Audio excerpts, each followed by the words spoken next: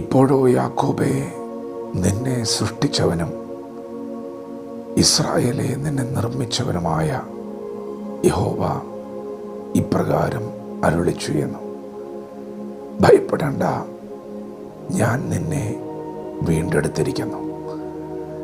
ഞാൻ നിന്നെ പേര് ചൊല്ലി വിളിച്ചിരിക്കുന്നു.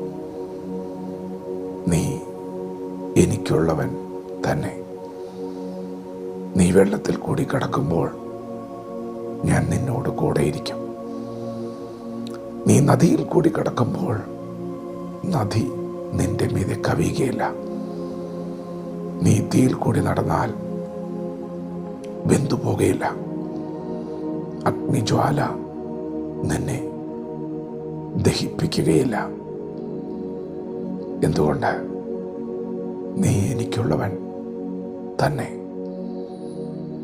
ദൈവത്തിൻ്റെ മാറ്റമില്ലാത്ത വചനം ശ്രദ്ധിക്കുന്ന പ്രിയപ്പെട്ടവരെ, നിങ്ങളെ നിർമ്മിച്ച ദൈവം, സൃഷ്ടിച്ച ദൈവം ഇന്ന് പകൽ നിങ്ങൾക്ക് ഉറപ്പു തരികയാണ്. നീ കടന്നു പോകുന്ന സാഹചര്യം എന്തു തന്നെ ആയിരുന്നാലും ഞാൻ നിന്നെ കൈവിടുന്ന ദൈവമല്ല. നീ എനിക്കുള്ളവൻ തന്നെയാണ്. പ്രിയപ്പെട്ടവരെ, ആരൊക്കെ നിങ്ങളെ വിട്ടകന്നാലും ദൈവത്തിന് നിങ്ങളെ കൈവിടുവാൻ കഴിയുകയില്ല. കാരണം ദൈവമാണ് നിങ്ങളെ സൃഷ്ടിച്ചത്. ദൈവമാണ് നിങ്ങളെ വീണ്ടും നിർമ്മിച്ചത്. നമ്മുടെ കുറവുകളെ കാണുന്ന ദൈവം കുറവ് തീർത്ത് നമ്മെ പണിയുന്നവനാണ്. ശക്തി കൊണ്ട് അരമുറുക്കുന്നവൻ, വഴിയിലെ കുറവുകളെ പരിഹരിക്കുന്നവൻ. അവൻ നമ്മെ വീണ്ടും നിർമ്മിക്കുന്ന ദൈവമാണ്. കുശവൻ്റെ കയ്യിലെ കളിമണ്ണ് തൻ്റെ കയ്യിലൊരു മനോഹര പാത്രമായി രൂപപ്പെടുന്നതിന് തൊട്ടു മുൻപ് തൻ്റെ കയ്യിൽ വെച്ച് ചീത്തയായി പോയപ്പോൾ ആ ഉടഞ്ഞുപോയ കളിമൺ പാത്രത്തെ കരങ്ങളിലെടുത്ത് കുശവൻ മറ്റൊരു മാനപാത്രമാക്കി പണിതതുപോലെ, പ്രിയപ്പെട്ടവരെ, ദൈവം ഇന്ന് പകൽ നിങ്ങളെ നിർമ്മിക്കുന്ന പകലാണ്.